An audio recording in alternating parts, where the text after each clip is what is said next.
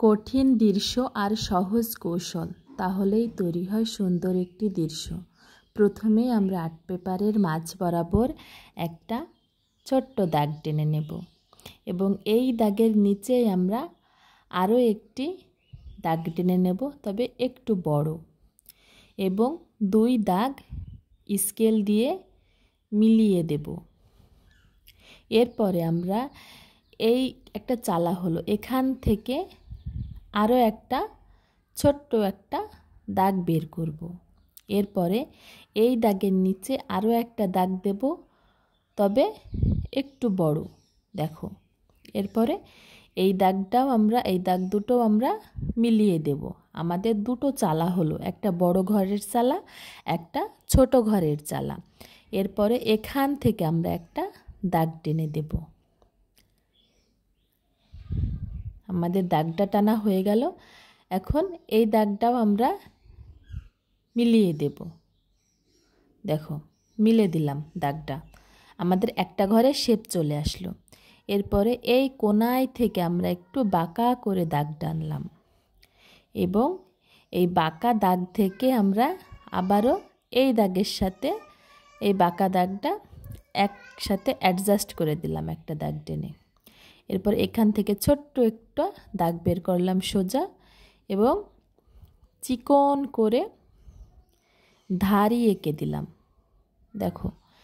এরপরে আমরা এই যে এখান থেকে এই কোণা পর্যন্ত দাগ টেনে দেব, তাহলে আমাদের ঘরের একটা খুঁটি হয়ে যাবে। আগেকার যে দোচালা চারচালা ঘর ছিল, এই ঘরটা মূলত আমাদের সেই ঘরই হচ্ছে। আমাদের ঘরটা আঁকানো কমপ্লিট। এখন আমরা ছোট ঘরটা আঁকাবো। এই জন্য প্রথমে একটা এপাশ থেকে একটা দাগ টেনে নিলাম এবং এই যে দাগটা দেব, এটা আমরা এই ঘরের সাথে মিলিয়ে দেব। দেখো, নিচ বরাবর একটা দাগ টেনে দিলাম। এ ঘরেরও আমরা চিকন করে একটা ধারি এঁকে দেব। এই ঘরের ধারি আঁকানো হয়ে গেল। এখন আমাদের দরজা জানালা আঁকানোর পালা। আমরা এই যে একটা দরজা এঁকে দিলাম বড় ঘরের, এবং দুই পাশে দুটো জানালা এঁকে দিচ্ছি। চতুর্ভুজের মতন করে আঁকছি এবং মাঝে একটা দাগ দিচ্ছি। দেখো, এই জানালাটা আঁকাও আমার হয়ে গেল। এরপরে আমি ছোট ঘরটার দরজা এঁকে দেব। একটা দাগ টানলাম, এই দাগের সাথে মিলিয়ে মাঝে একটা দাগ দিলাম। দুটো ঘরই আমার কমপ্লিট। এখন আমি এই ঘরের পিছনে কলা গাছ আঁকাবো। এই জন্য প্রথমেই কলা গাছের ডাল এঁকে নেব আমরা। এরপরে এই ডাল থেকে আমাদের পাতা বের হবে। দেখো, কোনায় থেকে নিলাম, একটু মিলিয়ে দিলাম, আবারও মাথায় থেকে টেনে দিলাম, একটু কোনা করে আবারও টেনে দিলাম, একটু কোনা করে মিলিয়ে দিলাম। এখানেও তাই, একটু টেনে কোনা করে মিলিয়ে দিলাম। এভাবে আমরা আমাদের মেজারমেন্ট অনুযায়ী যতটা কলা গাছের পাতা আমরা আঁকতে চাই ততটা আমরা এঁকে নিয়েছি। এটা আমি স্কিপ করেছি। এখানে এখন আমি একটা কুয়া আঁকাবো। আগেকার যুগে যে কুয়া থাকতো সে কুয়াটা আঁকাবো। এই জন্য একটা আমি ডিমের মতন শেপ করে একটা গোল এঁকে নিলাম এবং এটা একটু ডাবল করে দিলাম। দেখো, আমি ডাবলটা সম্পূর্ণ করিনি, এই সাইডটা করেছি শুধুমাত্র। এবং এপাশে একটা দাগ টানলাম, এপাশে একটা দাগ টানলাম এবং নিচে আমি একটু রাউন্ড করে দিলাম। দেখো, আমাদের কুয়ার শেপটা চলে এসেছে। এপাশে আমি দুইটা দাগ টানলাম এবং এখানেও আমি চিকন করে ডাবল করে দিলাম। এটা মূলত কুয়ার পাশে যে বাঁশ বাঁধা থাকে, আমি সে বাঁশ এঁকে দিচ্ছি। এবং এই বাঁশ দুটোকে যে আরও একটা বাঁশ বেঁধে রাখে, দেখো, সেই বাঁশটাও আমি এঁকে দেব। এই যে দাগ টেনে দিলাম এই দাগের পিছনে বোঝানোর জন্য, এই পিছন করে এই পাশটাও আমি এঁকে দিলাম। আমাদের কুয়া আঁকানো, কুয়োর যে ইট থাকে, কুয়োর যে ইটের গাঁথনি হয়, এরপর সেই ইটের গাঁথনি আঁকানোর জন্য দেখো আমরা দাগ টেনে দিচ্ছি। প্রথমে ইটের গাঁথুনি আঁকানোর জন্য এভাবে সমান দাগ টেনে নিতে হবে। তারপরে একটা দাগ, দুটো দাগ, এরপরে নিচে মাঝ বরাবর দাগ। দেখো আমি একটার পর একটা দাগ দিচ্ছি, কিন্তু দেখো মাঝ বরাবর, এটারও মাঝ বরাবর, এটারও মাঝ বরাবর, আবারও মাঝ বরাবর, মাঝ বরাবর, এভাবে আমি প্রতিটা দাগ এক একটা ইটের মাঝ বরাবর দিচ্ছি। এরপরে এই পাশে আমি একটা তাল গাছ আঁকাবো। দুই পাশে দুটো দাগ টেনে নিলাম, উপরে দুটো দাগ টেনে নিলাম, এবং এই সাইডে একটা, এই সাইডে একটা।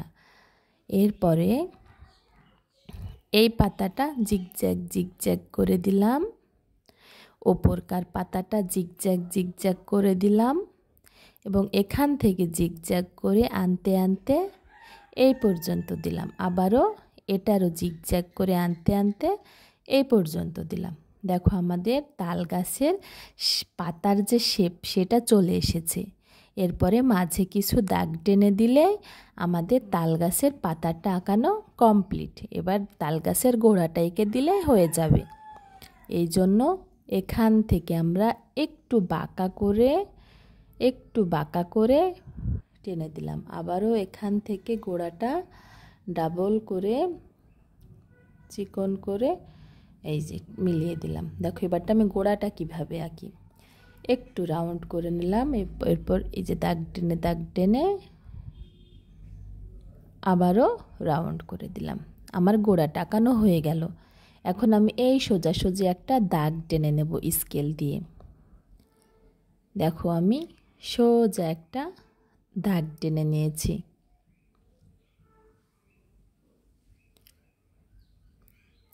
দাগ টানার মানেই হলো পিছনে আমাদের দূরের গাছপালাগুলো আঁকাবো। এরপরে আমি এখান থেকে ধাপাড় আঁকাবো। ঘর বাড়িগুলো যে ধাপাড়ে বা যেখানে অবস্থিত সেইটাই এঁকে দেব, যে মাটির স্থলভাগটা এঁকে দেব। এই জন্য দাগ টেনে নিয়ে আসলাম।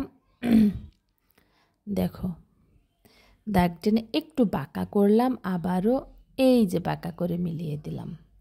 এরপর এটা আমরা ডাবল করে দিলাম, একটু চিকন করে এটা ডাবল করে দিলাম। ডাবল করে দেওয়ার কারণে দেখো এটা দেখে মনে হচ্ছে একটা উঁচু স্থান। এরপরে আমরা দূরের গাছপালাটা এঁকে দেব, ছোট্ট ছোট্ট রাউন্ড করে।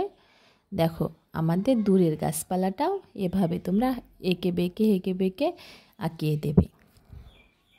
এরপরে আমরা একটা সূর্য আঁকাবো। সূর্য আঁকানোর জন্য এখান থেকে টেনে এই পর্যন্ত নিয়ে আসলাম, একটা অর্ধেক বৃত্ত করলাম। আর সূর্যের যে রশ্মি হয় সেগুলো তোমরা একটা দাগ বড় দেবে আর একটা দাগ ছোট দেবে, যেভাবে আমি দিচ্ছি, তাহলে সূর্যটা সুন্দর হয়ে যাবে। এখানে আমরা একটা নৌকা আঁকাবো। প্রথমে আমরা এখান থেকে টেনে এই পর্যন্ত বাঁকা করে নিয়ে আসলাম। এরপরে মাথায় থেকে টেনে এই মাথাতে ঠেকিয়ে দিলাম। মাঝে আমরা সূর্যের মতন একটা বৃত্ত এঁকে দিলাম অর্ধেক, এবং আবারও মাঝখান থেকে এই পর্যন্ত মিলিয়ে দিলাম। এখান থেকে টেনে দিলাম। দেখো আমাদের নৌকা আঁকানো হয়ে গেল। এবং একটা দড়ির সাহায্যে আমরা গাছের সাথে নৌকাটাকে বেঁধে দিলাম। আমার দৃশ্যটা আঁকানো সম্পূর্ণ হয়ে গেছে। তোমরা আমার চ্যানেলটাকে সাবস্ক্রাইব করে রাখলে এরকমই রং করার পর একটা সুন্দর দৃশ্য পাবে।